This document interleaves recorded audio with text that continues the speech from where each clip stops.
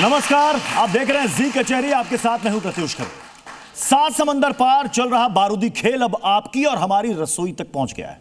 Iran और America के बीच चल रहे महायुद्ध ने पूरी दुनिया को 2 हिस्सों में बांट दिया है, लेकिन भारत में इसकी तपिश सियासत को झुलसा रही है। कहीं संसद के बाहर राहुल गांधी की चाय पर सियासी चुस्की ली जा रही है, तो कहीं गैस सिलेंडर के लिए लंबी कतारें पैनिक क्रिएट कर रही हैं। विपक्ष का आरोप है कि सरकार की चुप्पी देश को अंधेरे में धकेल रही है। वहीं सत्ता पक्ष आंकड़े दे रहा है कि देश में आपूर्ति नॉर्मल है। इन्हीं सब मुद्दों पर बात करने के लिए जी कचहरी में आज हमारे मेहमान हैं उत्तर प्रदेश के कद्दावर नेता और कांग्रेस सांसद इमरान मसूद। तो जोरदार तालियों के साथ स्वागत कीजिए कांग्रेस के तेज तर्रार सांसद इमरान मसूद जी का। इमरान मसूद जी, वेलकम।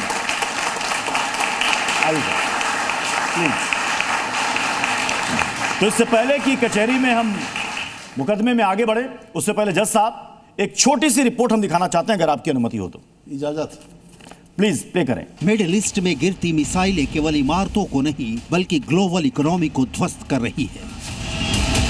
स्ट्रेट ऑफ हॉर्मुज बंद है, ईरान में तेल के कुएं सुलग रहे हैं और बैरल की कीमतें आसमान छू रही हैं। अमेरिका में सुरक्षा का लेवल 3 लग चुका है, तो भारत में पैनिक का लेवल 100 है। यूपी से लेकर दिल्ली तक अफवाहों का बाजार गर्म है। सरकार कह रही है सब ठीक है, लेकिन जनता पूछ रही है अगर सब ठीक है तो बाजार में ये बेचैनी क्यों? 1 महीने पहले की बुकिंग है, अभी तक हमारे घर पर सिलेंडर नहीं आया। भैया सिलेंडर ही नहीं आ रहा। सिलेंडर मैंने कितने बुक कर रहे हैं, ना बुक भी नहीं हो रहे हैं। विपक्षी सांसद और राहुल गांधी चाय की चुस्कियों के बीच सरकार को घेर रहे हैं। Gas is going to be a problem. Petrol is going to be a problem. All fuel is going to be a problem. Because essentially our energy security has been compromised. The availability of petrol, diesel, aviation, turbine fuel, kerosene and fuel oil is fully assured. सियासत अपनी जगह है और जरूरतें अपनी जगह। युद्ध की आग कब ठंडी होगी ये तो वक्त बताएगा, लेकिन भारत की रसोई में जो उबाल इस समय है उसे शांत करना सरकार की सबसे बड़ी चुनौती है। इन्हीं सब मुद्दों पर हम जी कचहरी के मेहमान इमरान मसूद से करेंगे बात। आप बने रहिए हमारे साथ। तो आपने ये रिपोर्ट देख ली और अब हम जल्दी से 4 वरिष्ठ पत्रकारों का पैनल भी हमारे साथ मौजूद हैं, उनसे भी आपका परिचय करा देते हैं, जो कि सीधे सवाल करेंगे इमरान मसूद से। हमारे साथ हैं अभिज्ञान प्रकाश जी, जोरदार तालियों के साथ स्वागत कीजिए, वरिष्ठ पत्रकार हैं। हमारे साथ हैं अकुल श्रीवास्तव सर, वरिष्ठ पत्रकार। मुकेश केजरीवाल जी हमारे साथ वरिष्ठ पत्रकार हैं और अवधेश कुमार जी वरिष्ठ पत्रकार हमारे साथ मौजूद हैं। इससे पहले कि हम आगे बढ़े, लेकिन कुछ अहम सवाल है आज की स्थिति और हालात को देखते हुए। वो सवाल क्या है, जल्दी से वो सवाल भी आपके सामने रखते हैं। पहला सवाल, पीएम मोदी ने ईरानी राष्ट्रपति से बात की, विपक्ष क्या इससे अब संतुष्ट है? दूसरा सवाल, वैश्विक संकट के बीच विदेश नीति पर सवाल उठाना कितना सही है? तीसरा सवाल, ग्लोबल संकट को विपक्ष मोदी सरकार की नाकामी दिखाना चाहता है, ऐसा बीजेपी के नेता भी आरोप लगा रहे हैं। एलपीजी पर विपक्ष क्या डर वाली सियासत कर रहा है? और पांचवा सवाल, सरकार ने आंकड़े दिए तो सिलेंडर संकट की अफवाह क्यों? इमरान जी, पहला सवाल गैस को लेकर के ही है, जो बीजेपी की तरफ से बार बार कहा जा रहा है कि कोई ऐसी संकट नहीं है। सरकार ने भी कहा कि कोई संकट नहीं है, सरकार हर स्थिति से निपटने के लिए तैयार है। तो फिर कुछ नेता ये भी कह रहे हैं कि विपक्ष लोगों के अंदर डर और भ्रम पैदा कर रहा है। देखिए, अगर संकट नहीं है तो लोग लाइन में क्यों हैं? संकट नहीं है तो 25-25 दिन की बुकिंग के बावजूद भी सिलेंडर उपलब्ध क्यों नहीं है? ये ऐसा ही है कि जैसे कबूतर बिल्ली को देखकर आंख बंद कर ले और समझे कि मौत नहीं आई। खुली आंख दिखाई दे रहा है कि संकट है और भारी संकट है। अगर ये युद्ध बंद नहीं हुआ तो इसके परिणाम भारी हमें भी भोगने पड़ेंगे। इससे आप आंख नहीं चुरा सकते, इससे आप आंख नहीं बंद कर सकते कि संकट नहीं है। बहुत बड़ा संकट है और संकट हमारी कूटनीति और विदेश नीति की नाकामी का है। अगर हम लोगों ने जो हमारी कूटनीति थी और जो हमारी विदेश नीति थी उसको मजबूती के साथ पकड़ा होता, हम लोगों ने सही समय रहते हुए सही फैसले लिए होते, तो ये संकट ही नहीं आना था। ये संकट हमारे ऊपर नहीं आना था। स्पेशल पैसेज मिल रहा है ना चाइना को। ईरान तो हमारा दोस्त था, ईरान ने तो हमारा हर उस जगह साथ दिया जहां कोई दुनिया में हमारे साथ खड़ा नहीं हुआ। ईरान ने हमारा यूनाइटेड नेशन में कश्मीर के मुद्दे पर साथ दिया जब कोई साथ देने को तैयार नहीं था, और हम जाकर खड़े हो गए इजराइल के साथ। चलिए आप इजराइल भी चले गए थे, एक स्टेट के हेड ऑफ द स्टेट को मारा जाता है घुस करके, और हमारे देश के पास दो शब्द संवेदना के ना हो, तो आप कैसे उम्मीद कर सकते हो?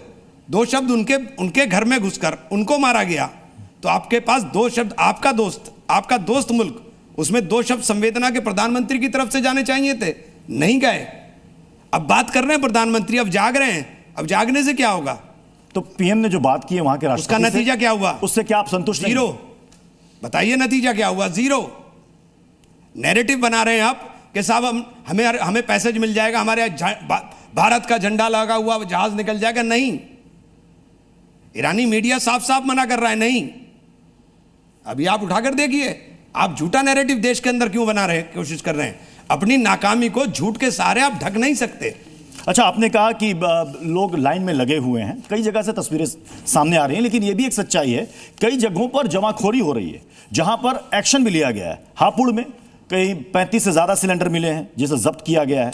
पटना में, अररिया में, मदुरई तमिलनाडु में, संबलपुर उड़ीसा में 161 सिलेंडर, मदुरई में 398 सिलेंडर लोग स्टोर करके रख रहे हैं। हाँ। तो लोग कह रहे हैं कि ये आपदा में अवसर कुछ लोग खोज रहे हैं। हाँ। ऐसा पैनिक क्रिएट कर दिया गया। अवसर का नारा भी तो भाजपा का था ना, तो लोग ढूंढ रहे हैं उनके नारे के अंदर ही। कौन लोग ढूंढते थे? अगर सरकार कह रही है इमरान जी कि कहीं कोई संकट नहीं है, और अगर कोई जमाखोरी कर रहा है तो संकट हम कह रहे हैं कि है, हम नहीं कह रहे हैं कि नहीं है, हम कह रहे हैं। सरकार कह रही है नहीं है। कैसे नहीं है? 80% गैस उसी रास्ते से आती है। पाइपलाइन जो कतर से बिछी हुई थी उसको कतर ने ब्लॉक कर दिया कि मैं नहीं दूंगा। आप कह रहे हैं संकट नहीं है, संकट है। आप कैसे कह सकते हो कि नहीं है? ये सरकार का ही बयान है, मैं उनको कोट कर देता हूं, जिसमें हरदीप सिंह पुरी कह रहे हैं गैस की कमी नहीं है, लंबे समय तक हालात से निपटने के लिए हम पूरी तरीके से तैयार हैं, सब कुछ कंट्रोल में है।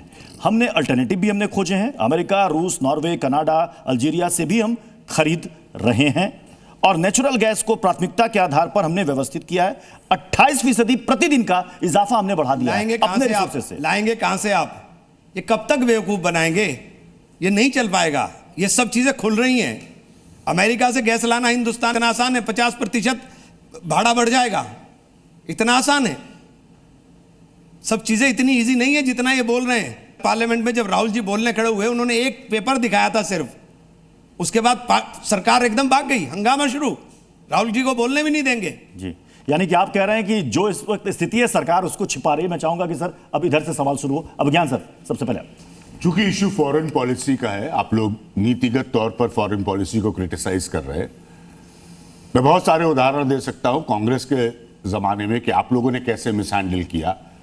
आज की स्थिति में कांग्रेस इसको कैसे हैंडल करती है? आपने कहा कि प्रीएम्प्ट नहीं कर पाई, यानी पहले से यह सरकार नहीं सोच पाई। यह सरकार के पास कोई तरीका नहीं है यूएस और इजराइल के ऑफेंसिव को ईरान पर रोकने का। मैं मोदी गवर्नमेंट की बात कर रहा हूं। आप सरकार में होते तो कैसे अलग हैंडल करते? देखिए, अगर हम सरकार में होते, हम गुटनिरपेक्ष थे, हम एक जगह थे, हमारा किसी के साथ कोई संबंध नहीं था। हम इजराइल से भी बात करते, हम ईरान से भी बात करते। इजराइल में जाकर के आप हाथ मिलाएंगे, टाटा बाय बाय करके आएंगे, ईरान के ऊपर हमला हो जाएगा, उसके हेड ऑफ द स्टेट को मार दिया जाएगा, तो हम ये ना करते कि हम उनके साथ संवेदना ना करते। जो युद्ध छेड़ा गया है उसके अंदर एग्रेशन किसका है? घर में घुसकर किसने मारा? हम गलत को गलत कहने का साहस रखते। मनमोहन सिंह जी ने 2006 में वॉशिंगटन में खड़े होकर के कहा था, और वहीं वॉशिंगटन में ही कहकर आए थे कि इराक के ऊपर हमला करना बहुत बड़ी गलती थी। तो हम ये साहस रखते, हम कमजोरी ना दिखाते। आप एंटी यूएस स्टैंड लेते, आप कहते कि Donald Trump you are wrong, Donald Trump कोई ऑफेंसिव ईरान के खिलाफ गलत है। 100% एक बार नहीं सोच लिया। के बोलिएगा। मैं 50,000 दूंगा जहां पर मनमोहन सिंह ने एक सेकंड में आपको बता रहा हूं, 100%। हाँ। और हमारा एक बार स्टैंड नहीं रहा। बांग्लादेश के साथ जब जंग हुई, बांग्लादेश बनाया गया, तब निक्सन ने बहुत जोर लगाया था, जंगी बेड़ा भी भेज दिया था। इंदिरा जी ने टेलीफोन लेने से मना कर दिया था, और बात किए बिना अमेरिका से वापस आ गई थी। दूसरी बात, मनमोहन सिंह जी ने इराक के लिए वॉशिंगटन में खड़े होकर क्या कहते कि ये आपकी गलती थी, आपने इराक के ऊपर हमला किया। तो हम गुटनिरपेक्ष हैं, हम किसी के साथ जुड़े हुए नहीं। एक घटना बस आपको याद दिला रहा हूं, बहुत सारे पत्रकार हैं आपने कैसे वॉशिंगटन को सरेंडर किया था न्यूक्लियर डील पर? अगर आप कहिए तो पूरे सीक्वेंस ऑफ इवेंट्स दिन के हिसाब से मैं आपको बता सकता हूं। तो कांग्रेस को ये पूरा देश साथ नहीं था क्या? आपकी लेफ्ट की वजह से आप बताइए ना, सब साथ नहीं थे क्या? दिन यहां पर मुझे पूरा बताइए, जर्नलिस्ट आज पूरा देश साथ है क्या? लेफ्ट से आपका रिश्ता टूट गया था, यही मनमोहन सिंह की गवर्नमेंट थी, तो उन डिटेल्स में नहीं जाए। मैं ये कह रहा हूं कि यूनिफॉर्मिटी से जब कांग्रेस ये कहती है कि इस सरकार को यूएस के खिलाफ स्टैंड लेना चाहिए, मैं सिर्फ कांग्रेस को याद दिलाना चाह रहा हूं यूएस के खिलाफ नहीं, क्यों कितनी बार प्रो वॉशिंगटन हमें अपने हित में फैसला लेना चाहिए। हाँ, हमें यूएस के खिलाफ नहीं बात कर रहा हूं मैं, हमें अपने हित में फैसला लेना चाहिए कि जो हमारे हित में हो हम वो फैसला करें। और हमारे हित का मतलब मेरा हित नहीं है, देश का हित है। हमें देश के हित में जो फैसला हो वो फैसला लेना चाहिए। हमें एंटी ईरान होना चाहिए या प्रो ईरान होना चाहिए? क्लियर आंसर दे दीजिए। ना हमें एंटी ईरान ना हमें प्रो ईरान। नहीं, आपने कहा ना हमें एंटी ईरान ना हमें प्रो ईरान। ट्रेडिशनली हम प्रो ईरान रहे, इसलिए मैं पूछ रहा हूं। लेकिन हम युद्ध के समर्थक नहीं रहे, प्रो ईरान। लेकिन हम युद्ध के समर्थक नहीं रहे। हाँ। हमने हमेशा विश्व में शांति की बात की, हम युद्ध के समर्थक नहीं है। तो ना हम एंटी ईरान ना हम प्रो ईरान। कॉम्प्लिकेशन है सर। कांग्रेस क्यों नहीं समझ रही कि इस युद्ध पर इंडिया का कोई नियंत्रण नहीं है? ये युद्ध अमेरिका और इजराइल मिलकर ईरान के खिलाफ अपना ऑफेंसिव चला रहे हैं, हमारा तो कोई नियंत्रण नहीं है। हम अपना ये बात आपकी सही है कि हम अपना रास्ता तय कर सकते हैं, लेकिन इस युद्ध पर हमारा कोई नियंत्रण नहीं। ठीक है, अकु सर आपका सवाल। 20 साल हो गए जिस घटना की आप जिक्र कर रहे हैं, बात कर रहे हैं। 20 साल में दुनिया की राजनीति बहुत बदल गई। आपने अभी शब्द का इस्तेमाल किया, देश पहले, इंडिया फर्स्ट, अमेरिका फर्स्ट, वही नारा ओबामा लेके चले और फिर आज अब ट्रंप उसी पे मांगा और ये सब कर रहा है। ऐसी स्थिति में क्या ये संभावना थी कि आप प्रधानमंत्री को ये राय देते कि आप इजराइल मत जाइए? 100%। आपने एक बार भी नहीं कहा। नहीं, एक मिनट। कांग्रेस अगर देश के हित में इतना ही सोचती है, या कांग्रेस जो है वो इतनी ही बड़ी बड़ी बात करती है, इतना खुश होने की जरूरत नहीं इस समय। ये बताइए कि क्या कांग्रेस ने एक बार भी कहा कि प्रधानमंत्री जी ये वक्त आपके इजराइल जाने का नहीं है? एक बार भी राहुल गांधी ने, या XYZ number 1 Rahul Gandhi, number 2 Rahul Gandhi, number 3 Rahul Gandhi, किसी ने कहा? एक सेकंड, आप क्या आज देश के अंदर ये इन्होंने हालात छोड़े हैं? विपक्ष की बात राहुल गांधी को बोलने नहीं दे रहे हैं। राहुल गांधी को खड़े होते ही सबसे पहले हंगामा शुरू कर देते हैं। राहुल गांधी का आप सलाह की बात कर रहे हैं, ये सलाह मशवरा कौन सा मांग रहे हैं? ये तो जो प्रॉपर जो जहां संवैधानिक रूप से राहुल जी को बैठना चाहिए वहां तक तो बैठने नहीं दे रहे हैं। तो क्या आप यही खुश होने का वक्त है कि हमसे बात नहीं हो रही इसलिए खुश हो? नहीं, हम खुश हो रहे हैं, हम बचाने की बात कर रहे हैं, हम देश बचाने की बात कर रहे हैं। तो आप प्रेस कॉन्फ्रेंस करके भी सकते थे, ऐसा थोड़ी कि आपको सदन में ही बात करनी है। हम तो पहले दिन से विरोध कर रहे हैं। मैं फिर स्पेसिफिकली बात कर रहा हूं कि क्या कांग्रेस ने इजराइल यात्रा का, प्रधानमंत्री की इजराइल यात्रा का विरोध किया उनके जाने के पहले? नहीं। उससे पहले कैसे कर सकते थे? क्या वो मालूम था भारत के प्रधानमंत्री को कि इजराइल से वो लौटेंगे और इस घटना का फायदा इजराइल इस तरह उठाएगा कि उनके लौटते ही हमारे एक मित्र देश के खिलाफ, जो कभी अच्छे संबंध रहे, उसके खिलाफ आक्रामक कार्रवाई होगी? तो इस तरह की बात पूछना बहुत ज्यादा मायने नहीं रखता। मैं एक दूसरा सवाल पूछना चाहूंगा आपसे, इसी से जुड़ा हुआ है कि आज आपके इलाके से सटे हुए एक इलाके में पुलिस अफसर कहते हैं कि किसी भी देश में कोई घटना हो रही हो तो किसी भी धर्म या संप्रदाय के लोग जब किसी धार्मिक कार्य के लिए इकट्ठा होते हैं तो वो किसी दूसरे देश के समर्थन में कोई भी हरकत ना करें, वो अपना दुख जताएं नहीं, चाहे वो कितने भी बड़े धर्मगुरु को मार दिया गया हो। तो दो तरह के स्टैंड हैं। एक तो कहता है कि लोकतंत्र में सभी नागरिकों को, चाहे वो विदेश के किसी घटना पे भी, अपनी अभिव्यक्ति की स्वतंत्रता है, लेकिन दूसरी तरफ पुलिस अधिकारी कह रहे हैं कि अगर या तो आपको ऐसा करना है तो आप ईरान में चले जाइए और शहीद हो जाइए। इस पे आपका क्या कहना है? देखिए, यही तो दिक्कत हो गई। ये देश सबका है, देश के संविधान ने सबको अभिव्यक्ति की आज़ादी दी है, देश के संविधान ने सबको अपना धर्म मानने की आज़ादी दी है। एक व्यक्ति, अगर कोई धार्मिक व्यक्ति है जिसका पूरे विश्व में उसकी मान्यता है और उसकी मौत होती है, मौत तो दुश्मन की हो जाए उसके ऊपर भी अफसोस होता है, तो मौत के अफसोस के ऊपर अगर कोई पाबंदी लगा रहा है तो ये तो सीधे सीधे संवैधानिक का उल्लंघन हो रहा है।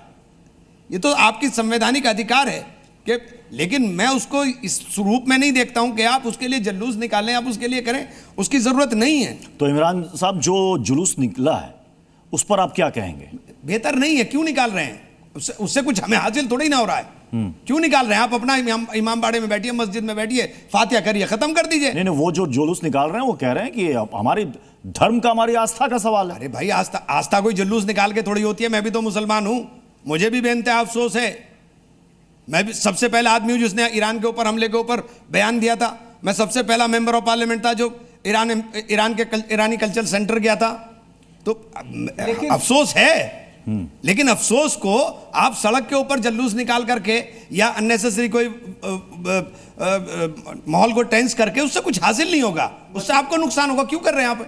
मतलब आपको ऐसा लगता है कि जुलूस निकालने से माहौल टेंस हो जाएगा? अगर टेंस हो रहा है तो नहीं करना चाहिए ना, जरूरत नहीं है। तो आपने, लेकिन अभी तो बहुत संयमित बात कही आपने, लेकिन आप ही हैं जो तमाम ऐसी बातें कहते रहे हैं, वो चाहे 2014 का आपका बहुत ही कोट किया गया वाकया हो, या फिर आपने अभी हमास, अभी चूंकि इंटरनेशनल अफेयर्स की बात हो रही है, आपने हमास को भगत सिंह के साथ कंपेयर नहीं, वो देखिए, वो मिसपरसेप्शन था, बिल्कुल नहीं।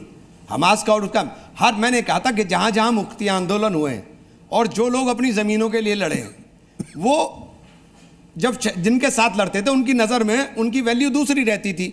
बाद में वो उसी जगहों पर नायक बन गए। नेल्सन मंडेला रहे हूं, भगत सिंह जी को अंग्रेजों ने फांसी क्यों दी थी? उनकी नज़र में उनकी क्या वो थी? लेकिन हमारे नज़र में हमारे नायक हैं, हमारे नायक थे, हमारे नायक हैं, हमारे नायक रहेंगे। और शहीद आजम भगत सिंह की कोई किसी की तुलना किसी के साथ नहीं हो सकती। और हमास ने तो देखिए इजराइल में जाके निहत्थे बेकसूर 238 लोग मारे थे। तो उससे आपने मारे थे ना, या फिर आपने दिल्ली, देखिए 238 लोग मारे थे, आप वही कह रहे हैं, मैं कह रहा हूं मारे थे, उन्होंने मारे थे। उनका खामियाजा किसने उठाया? 70,000 लोग मारे गए। आप नेतन्याहू को क्या कहेंगे? आप नेतन्याहू को क्या कहेंगे जिसने पूरी दुनिया में इंसानियत का कत्ल कर दिया? 165 बच्चियां मासूम 5-5, 6-6 साल की, 7-7 साल की बम मार करके मार दी गई, तो आप उसे क्या कहेंगे? और आपने तो जो दिल्ली ब्लास्ट में भी आपने कह दिया भटके हुए नौजवान थे जो दिल्ली ब्लास्ट। और क्या है? जो आदमी अपने देश के साथ गद्दारी कर रहा हो भटक ही तो रहा है, और क्या है? तो कम नहीं है। अरे क्या बात कर रहे हैं आप? प्राइम मिनिस्टर मिसगाइडेड यूथ बोलेगा अंग्रेजी के अंदर, तो आप कहोगे वाह वाह वाह वाह। इमरान मसूद ने कहा कि भटके हुए नौजवान, आपने कहा वाह क्या गलत बात कह दी। अरे वो भटके हुए ही तो हैं, अगर वो सही राह पे होते तो देश के लिए शहीद होते, वो इस तरह से हराम मौत मरते, उन्हें जहन्नुम मिलेगा उन्हें। अब देखिए, विपक्ष का काम विरोध आलोचना से बढ़कर भी होता है, रचनात्मक। आप सुझाव दे सकते हैं, सलाह दे सकते हैं। इन्होंने एक बहुत ही अच्छा सवाल किया था कि अगर आज की तारीख में कांग्रेस की सरकार होती तो इस ग्लोबल संकट को देखते हुए स्टैंड क्या होता? आपने कहा ना हम प्रो ईरान होते, ना हम एंटी ईरान होते। आपने स्टेट कहा, फिर आपने कहा हम गुटनिरपेक्ष हैं, फिर आप कह रहे हैं कि आपने इजराइल के बारे में क्यों नहीं कहा, आपने अमेरिका के बारे में क्यों नहीं कहा। तो दोनों चीजें विरोधाभासी हैं। कहां विरोधाभास है? मैं तो सीधी बात कर रहा हूं, मैं तो बिल्कुल सीधी बात कर रहा हूं। हम लोग तो गुटनिरपेक्ष हैं, हम लोग किसी का समर्थन नहीं। अमेरिका के साथ जो डील हुई है वो दबाव में हुई है, सारे हितों को हिंदुस्तान के खत्म कर दिया। इधर आप कहते हो कि हम ये कृषि क्षेत्र शामिल नहीं होगा, उधर से अमेरिका ट्वीट करके कहता है इसमें कृषि क्षेत्र शामिल होगा। फिर आप कहते हो कि सोयाबीन नहीं करेंगे, हम सोयाबीन का पाउडर कर देंगे इसके अंदर। तो मतलब आप कान को इधर से पकड़ के इधर से पकड़ रहे। अच्छा, अभी कुछ लोग ये भी अफवाह उड़ा रहे हैं कि पेट्रोल जो है 250 रुपए चला जाएगा, डीजल जो है वो 200 के पार चला जाएगा। ये आपको लग रहा है किस तरह की चीजें लोगों के बीच में फैलाना? अभी 90 सुनिए ना सर, $90 अभी चल रहा है क्रूड ऑयल। अगर ये जो ईरान बोल रहा है कि मैं इसे $200 पे पहुंचवा दूंगा, तो फिर रेट क्या होगा? आप खुद कैलकुलेट कर लीजिए। तो अब समय आ चुका है आज के मुकदमे में जज साहब के फैसले का। जज साहब, आपका फैसला।